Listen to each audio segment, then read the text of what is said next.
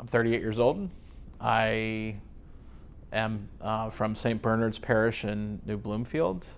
I go to Mount St. Mary's Seminary. I'm in second Theology, so year 4 of 6. I was a teacher before coming to seminary, so I have a lot of education background and enjoy the catechetical educational part of being a seminarian. I taught in high school. I was also a school administrator.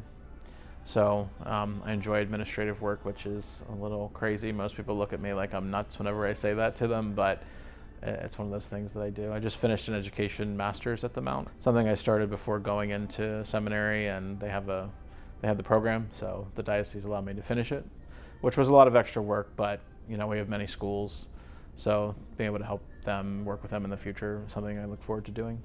I think most people would say when they're pretty young, although God works in mysterious ways, and sometimes the circuitous route is the one that he wants you to take.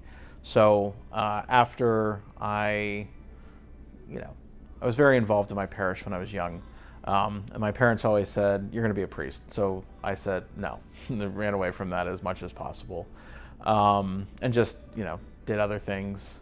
And it was about 5 or 6 years ago, I was working at a boarding school. I was kind of the Catholic guy, which means I took the kids to Mass and made sure they had the sacraments that they needed, and was confirmation sponsor and all of that good stuff. And I was sitting in the parish one day listening to a homily about vocations, and I had a really grace-filled moment where I heard God say to me, "It's okay to at least consider what I've been telling you all along that you should do."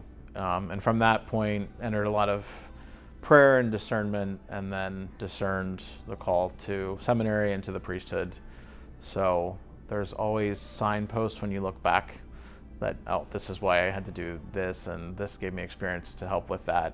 So when I look back, all the experiences kind of led me to where I am. I would say the relationships with priest formators, with priests of the diocese, and with my brother seminarians have been really special.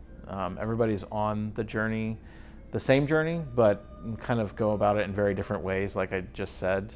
So just getting to know men who were not born when I was in high school, to some who are older than my parents, who are in formation or who are formators, and just the unity of loving God and wanting to serve His people in a variety of things that we do, both in the diocese and in the seminary as well. I think the reason that a man discerns the priesthood is to serve, and the more I get to know the people of God in the diocese especially, the more affirmed the call that I have is. So to know, especially for the people that I might not ever meet, or just meet in passing, or just kind of see, to have faith that we're in the right hands and that the church is moving forward, in spite or despite of difficulties that we experience here, but locally, but also globally, is one of the most awe-inspiring things. God always puts the right people in our lives at the right time, even if you can't come to understand that at the time.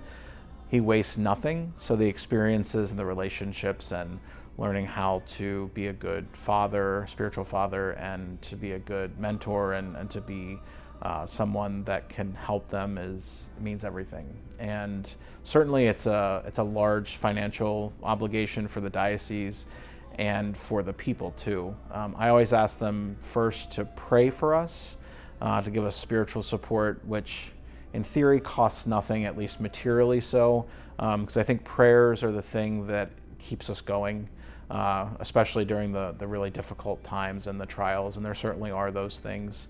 But also to be able to give material support whenever possible to keep the vocations going and formation going means everything. It just affirms that we're all part of a big family, and that families support each other through thick and through thin.